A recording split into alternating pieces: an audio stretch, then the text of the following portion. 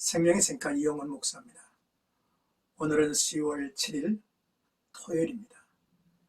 신명기서를 묵상하는데 6번째 시간이죠. 2장 16절에서 25절까지 이제 그 땅을 차지하라 라는 내용입니다. 모든 군인이 사망하여 백성 중에서 멸망한 후에라는 슬픈 이야기로부터 출발하죠. 출애굽 1세대가 모두 죽은 때를 지적하는 것으로 하나님의 약속대로 제2세대가 가나안 정복의 때가 이르렀음을 암시합니다. 이제 이스라엘이 타민족들의 땅을 지나치며 약속의 땅에 대한 열망을 키우게 하죠.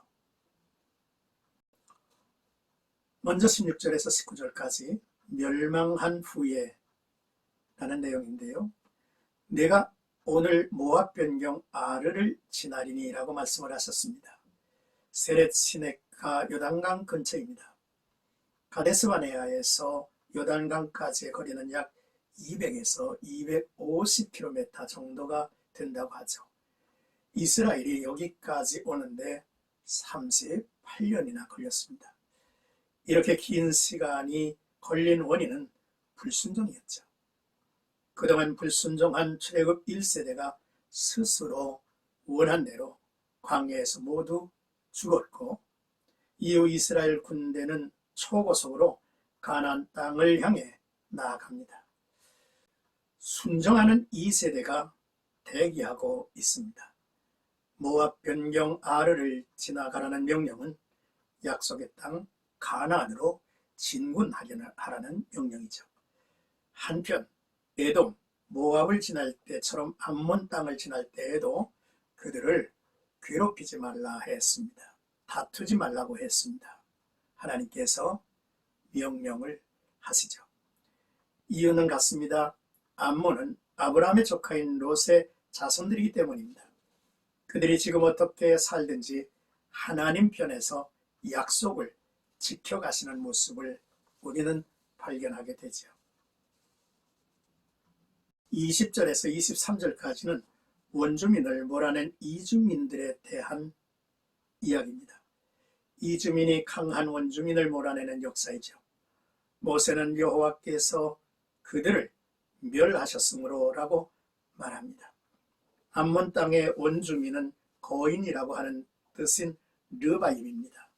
암몬 족속은 그들을 삼숨밈이라고 불렀습니다. 이주민인 암몬이 아낙과 같이 강하고 많고 거인인 삼숨밈을 몰아내었다는 사실이죠. 여호와께서 삼숨밈을 멸하셨기 때문입니다. 에돔의 역사도 암몬의 역사를 닮았습니다. 세일은 산악지대이기 때문에 에돔이 세일의 원주민을 물리치는데 큰 난관이 있었을 것입니다. 그런 원주민을 몰아냈죠. 이는 여호와께서 하신 일이죠. 그레타 섬에서 이주해온 것으로 보이는 갑돌 민족 또한 이주민으로서 원주민 아위 사람을 몰아내고 정착을 했습니다.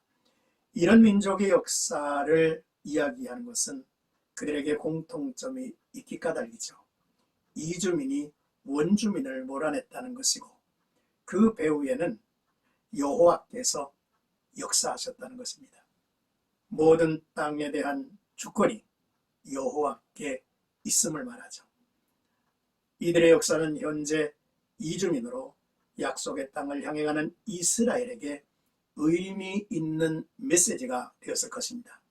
이스라엘은 확신을 가져야만 했죠. 24절에서 25절까지는 그 땅을 차지하라 라는 말씀입니다. 너희는 일어나 행진하여 아르논 골짜기를 건너라. 내가 헤스본 왕 아모리 사람 시온과 그의 땅을 네 손에 넘겼은즉 이제 더불어 싸워서 그 땅을 차지하라.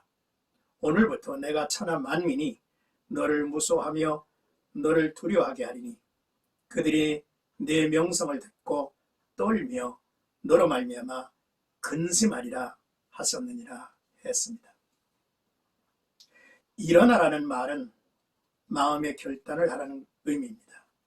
내 손에 넘겨 쓴 적이라는 말은 이방 민족에 대한 이스라엘의 성전, 거룩한 전쟁을 말하며 결국 이스라엘이 이기는 싸움이라는 선언이죠. 지금까지는 이스라엘은 혈연 관계인 에돔, 모압, 암몬 민족들의 땅을 지나쳐 왔습니다. 그동안 하나님은 그 땅을 주지 아니하리라고 말씀을 하셨죠. 그러나 아모리 족속은 이스라엘과 아무런 관계가 없는 민족이죠. 그래서 하나님께서 이번에는 그 땅을 차지하라고 명령하셨습니다. 이미 하나님께서 그 땅을 이스라엘에게로 주기로 작정하시고 약속하셨습니다.